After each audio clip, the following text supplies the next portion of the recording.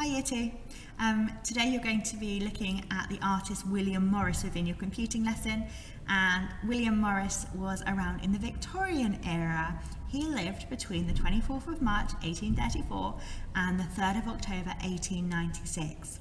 So he lived over 100 years ago.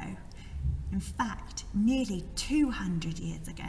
And he was very famous for his printing designs. He printed images to make wallpaper. Now, before William Morris invented his printing technique onto wallpaper, wallpaper was really quite plain. It didn't have massive amounts of design on it. Now, William Morris was inspired by nature, and most of his work contained pictures of flowers in print or in plants. And in just a few moments, I'm going to share some images with you of some of William Morris's most famous works. William Morris also created tapestries, and tapestries were woven and made to be hung on walls. And again, I'll show you some of these in just a moment. So William Morris was born on the 24th of March 1834, and he was the son of a wealthy businessman. He originally was going to become a priest, but decided to devote his life to art instead. He became a poet, somebody that writes poems, an artist, and a manufacturer.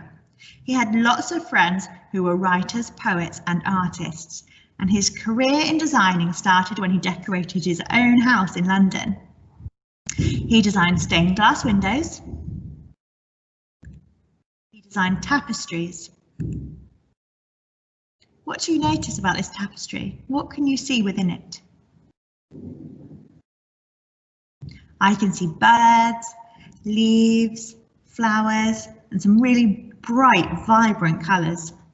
I can even see what I think might be grapes. Here are some more tapestries. What do you notice about all three of these tapestries? What do they all contain? Again, you're right. Images of leaves. He designed patterns for curtains and other fabrics. Oh, I really like the red one. What can you see in the red picture?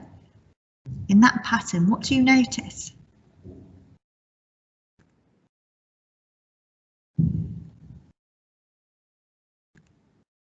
And he was very famous for his wallpaper designs, and here are just two of his designs on the screen right now.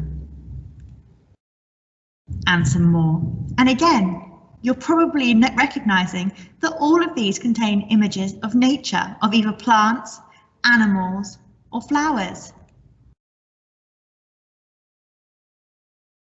Rooms in Victorian houses before the patterned wallpaper was invented used to look like this. Then, all of a sudden, with William Morris's designs, they became much more grandeur. Have a look at this room. Hi Year 2. So we're now at the section where we open up Purple Mash, and I'm going to take you through step by step to create your own William Morris style piece of artwork. You need to be logged into Purple Mash. Same as last week, we're going to go straight to paint a picture. I'm just typing that into the search bar, selecting to paint a picture and pressing launch app.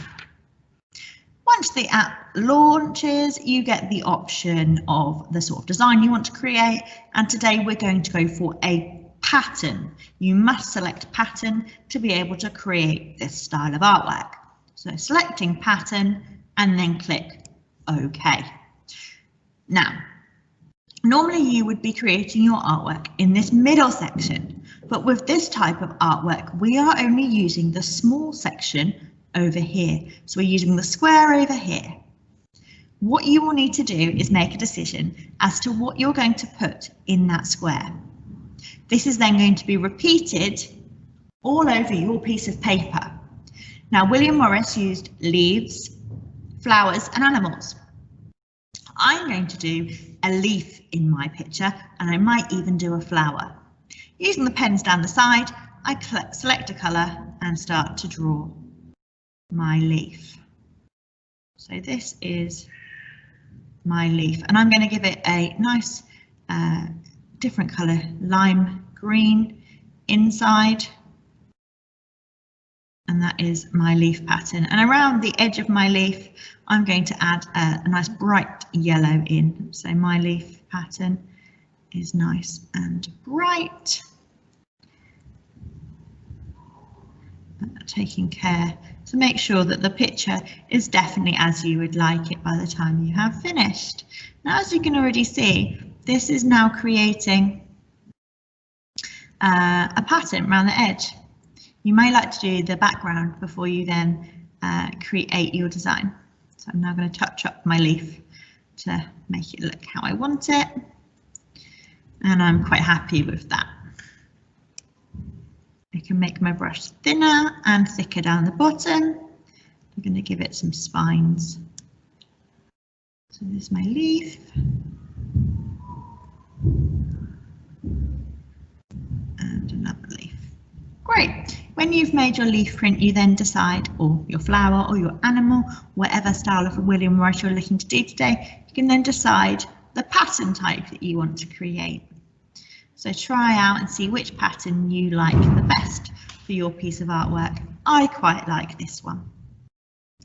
Once you've done, you can then decide how small you want your design to be within the picture, or whether you just want a few of your pictures rotated and printed. I quite like it like that. So that's mine finished, and I'm going to save it. To save it, I go to the purple box in the left-hand corner and click Save. And I'm going to save it in My Classwork in BGU. If you've got work that you would like to save, I would recommend saving it in your class file so your teacher can see it. So if I was in Bath, I would click in Bath 2. If I was in MIT, I would click in MIT. So yes, definitely do save your work so your teacher can see it. And if you want to upload it to Seesaw as well, then name, and I'm going to call this